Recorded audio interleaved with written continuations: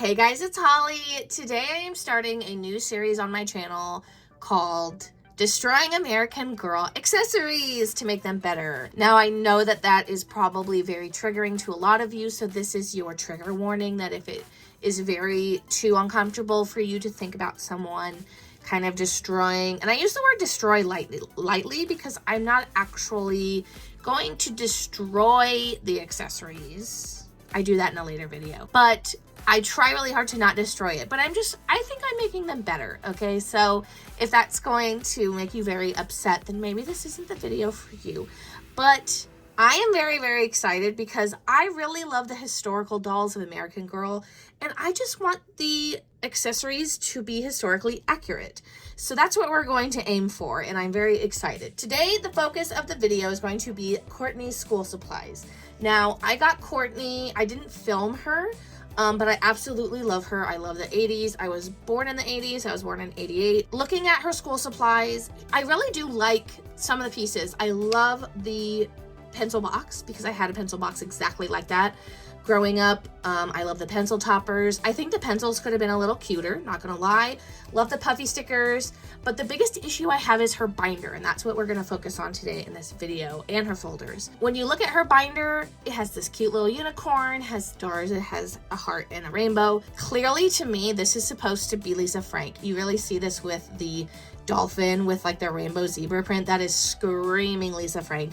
And I'm obsessed with Lisa Frank. I grew up with Lisa Frank in the 90s. So clearly American Girl was trying to do a nod to Lisa Frank without getting sued, which I love that for them. So I totally get why American Girl didn't actually use Lisa Frank, but I really want it to be Lisa Frank.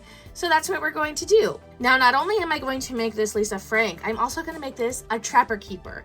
Now, I didn't specifically have a Trapper Keeper growing up, but I know they were very popular in the 80s.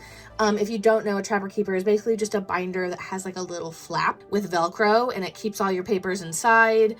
They were huge. There were so many different patterns and designs, but they also made Lisa Frank ones. Now, looking at Lisa Frank's timeline, they technically didn't start making Trapper Keepers and school supplies until 1987, and technically Courtney's year is 1986, but I think we're close enough that we can say accurately that this is still pretty close. Now, when I was looking for inspiration for a Lisa Frank Trapper Keeper, I found this one on eBay, and oh my god, why is it $600? This is not even a brand new Trapper Keeper. This is a used one. I don't know why this is so expensive, but it is really, really cool. So maybe that's why. I love the design on this. It's like space and food and the sundae in space. I don't get it, but I love it. I love the colors.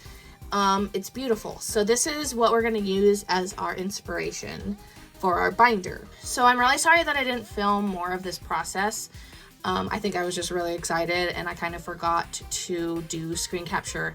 But this is a screenshot of what I did in Photoshop. So I basically measured Courtney's binder, and then I took the images from the eBay listing, and I had to do a fair amount of Photoshop to get out some hardcore glares.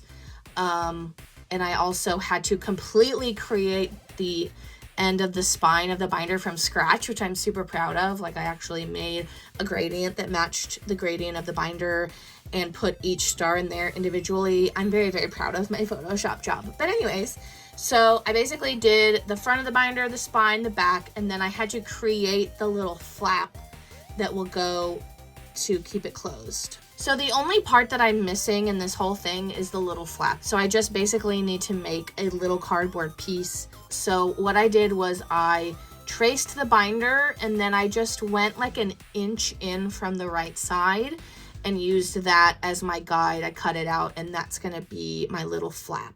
Now, I wasn't sure at first what to use to cover the binder. I really didn't want to destroy it, so I settled on some Cricut vinyl, and I was really excited when I realized that I could use Cricut vinyl. It says that it's permanent vinyl, but you'll see later that I peeled it up. I don't know if it's gonna stick more over time, but I did my best. So to wrap the binder in vinyl, I'm basically gonna kind of treat this like wrapping a present.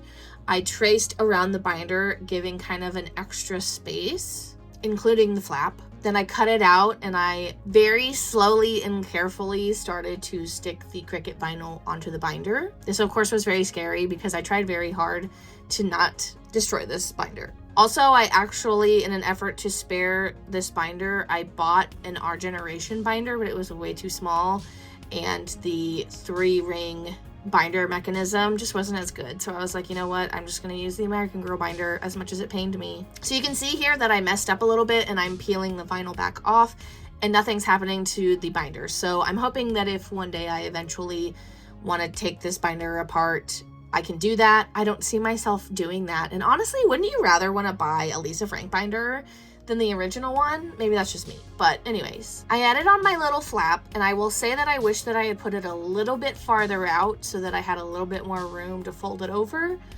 So that's kind of one thing that I wish I had done differently.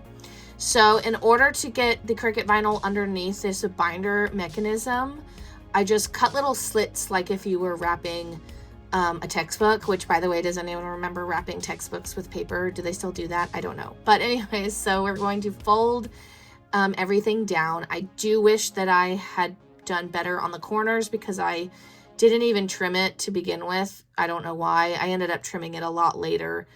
But I wish that I had kind of trimmed the corners on the edges better. But because the binder isn't super connected to the cardboard, I could kind of use my fingernail to shove the Cricut vinyl underneath, and it made a really nice clean edge. Here I am trimming the corners because again, I should have trimmed it before I folded it down. Here I'm testing the flap. Again, I wish I had made the flap a little bit farther out so that I had a little bit more breathing room when flipping it. Now, I didn't put on the Cricut vinyl super perfectly. There were a little bit of bubbles. I tried to kind of push them out. I don't know why I used a piece of clay to do this, but I was trying to get the air bubbles out. At the end of the day, I'm going to put the Lisa Frank picture on top of it so it doesn't super duper matter. Then I cut out pieces of Cricut vinyl to cover the inside. Again, I had to trim this corner piece because there was just way too much.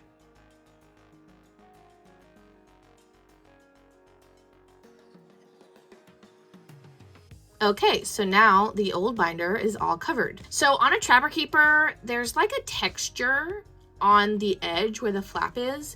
So to emulate this texture, I just used some tweezers and I just poked a bunch of holes, and that worked pretty well. So I printed out the Lisa Frank design that I did on some sticker paper, and I cut it out and made sure that it would fit nicely. And when I was happy, then I stuck it on. I didn't stick on the front super duper well, but I was happy enough with it. Sometimes with crafts, you just have to say it's good enough. The sticker paper that I bought, the ink doesn't dry very well at all, so I had to be really careful to not wipe away the ink because I did it on a couple of them and I actually had to replace them. So I'm just being very, very careful here when I press the sticker down, and I'm kind of flipping it over and pressing so that I'm not directly touching the ink. I thought the ink would dry eventually, but it didn't. So I didn't actually end up filming it, but I did cover the whole binder in a clear plastic just to protect it. So here's the finished product. I love it so much. Oh my God, I added some little Velcro dots to keep the flap closed, and you cannot tell me that this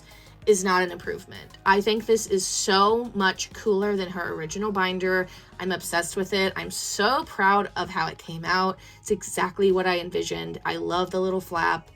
I love it so much. Is it exactly perfect? No, I could have probably done a few things differently, but overall, I'm super jazzed about it. So now we're gonna talk about her folders. So these folders are cute, but they could be cuter and they could be more 80s themed. So I basically measured her folders, and then in Photoshop, I made a template and I made her 4 different folders. So the first one is this Care Bears one, and I just printed these out on cardstock, glued the little flaps down to make the pockets, and the folders were super fun and cute and easy to make. Look how adorable.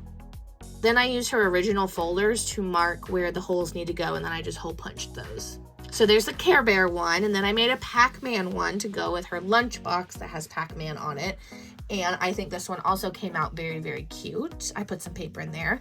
Now, this is a peachy folder, and I know these were very popular in the 80s. My husband remembers having some of these, but I don't remember actually having them. But my husband was like, these were such a thing.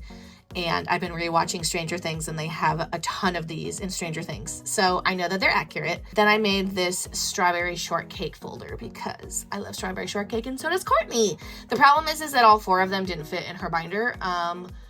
But at least 3 of them could, and I could close the binder well enough. So yeah, so that is me destroying an American Girl accessory to make it better. I hope that you agree that it's better, and I hope that no one is super angry at me for modifying an accessory. But I just think it's so much better now. It's so much more accurate. And I'm going to continue doing this with different American Girl accessories to varying degrees of destroying. Some of them I don't destroy, some of them I just kind of enhance. Thank you guys so much for watching. Let me know what you think down below in the comments, if you think that this was a win or if I should just leave American Girl accessories alone. Please look forward to more of these videos because I have many ideas. Thank you guys so much for watching, and I will talk to you later. Bye.